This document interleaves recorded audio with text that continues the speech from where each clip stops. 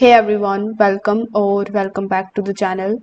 In today's quick tutorial, I will show you exactly how to lock a board in Trello so that only authorized members can make changes into it. This is super useful when you want to prevent any unwanted edits or keep your workflow safe. So without further delay, let's get straight into it. First of all, you need to come here on Trello.com and then log in into your account.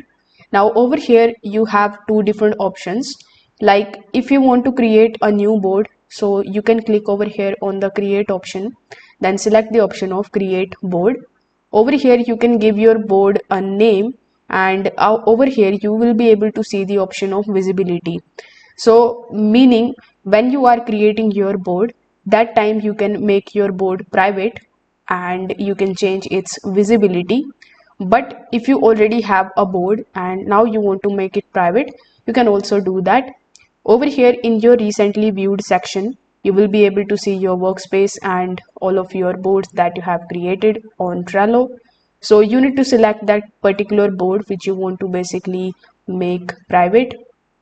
Once you are inside it, you will see the three dots in the top right hand corner of the screen. So simply click over there.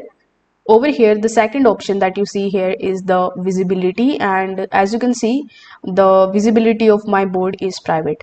So if you click over here, you will see that you can make it private or members only and for public.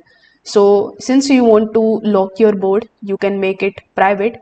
After that, if you want to just make changes into the commentings, you can also click on the option of settings, and from here you can just change the permissions, and you can add or remove the members and do a lot of things.